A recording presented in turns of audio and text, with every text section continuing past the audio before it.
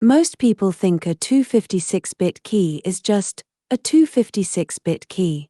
If it's the right length, it must be secure. But that assumption is dangerously wrong.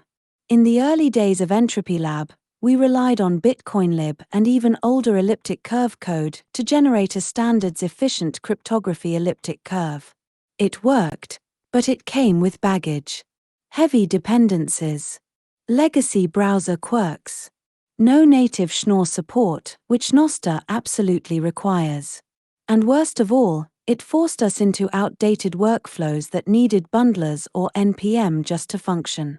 So we ripped it all out and replaced everything with Noble Standards efficient cryptography elliptic curve over a 256-bit prime field of Koblitz type, first variant a modern, audited, browser-native implementation of a standards-efficient cryptography elliptic curve and Schnorr signatures. This one change dramatically simplified the codebase and made Entropy Lab far more secure. We didn't stop there. Entropy Lab now uses native ES modules, no NPM, no bundlers, no CDN magic tricks. Just clean, local, predictable imports. No version drift. No MIME-type errors. No surprises. Just stability. Next, we revisited private key generation. We validated that web browser built-in crypto.getRandomValues is a true CSPRNG backed by your operating system's entropy pool, and it's perfectly safe for cryptographic use.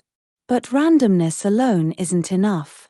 A standards-efficient cryptography elliptic curve private key must satisfy a strict mathematical rule curve order. Entropy Lab now validates every candidate key and rerolls until it's mathematically valid. No weak keys. No edge cases. No silent failures. We also added protection against pathological patterns. All zero keys, all FF keys, low Hamming weight keys, and values too close to the curve order. Every output is normalized, lowercase, padded, clean, and consistent. Exactly what professional wallets do. Public key derivation is now handled entirely by Noble Standards efficient cryptography elliptic curve. Entropy Lab now speaks the language of every major elliptic curve-based protocol. And while we were at it, we upgraded the entropy analyzer. It now handles 32-byte inputs more gracefully, avoids false positives, and gives clearer visualizations. Whether your entropy comes from window.crypto, Noble's DRBG, user input, or external randomness, Entropy Lab shows you exactly what's happening under the hood. Now let's talk about the part most people overlook. Structural weaknesses. A key can look random and still be catastrophically flawed. Through testing thousands of keys, including intentionally broken generators, we learned something important. You cannot reliably detect weak PRNGs or LCG-based generators from a single 32-byte sample.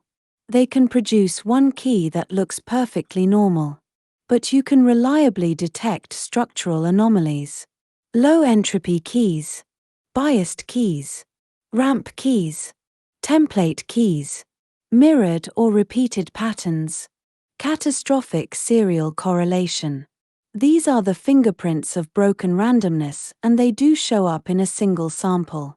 That's what Entropy Lab measures. Shannon entropy catches distribution bias. Chi-square catches alphabet collapse. Pattern score catches mirrored halves and repeated blocks. And serial correlation catches the silent killer. Predictable transitions between bytes. Sometimes a key passes entropy, passes chi-square, passes pattern score, and still collapses because SCC is nearly plus or minus 1.0. We've seen it happen. A key that looks perfectly random to the eye can have 5 effective bits of structural randomness. Not because it's crackable, but because its internal structure behaves like it came from a tiny state machine. That's what the quality factor reflects now. Not crack time. Not brute force estimates. But detectable structural health. QF is a diagnostic, a summary of what we can detect from a single key. Nothing more and nothing less. Entropy Lab doesn't guess your security.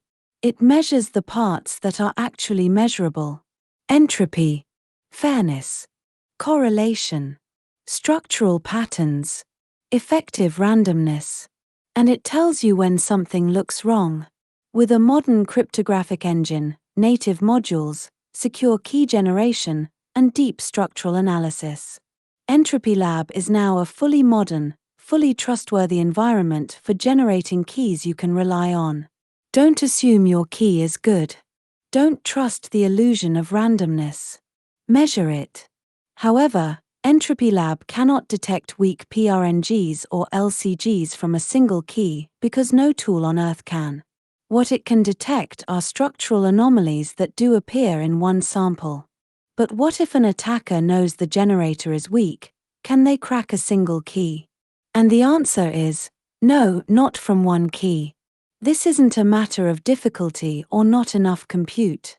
It's a matter of information theory.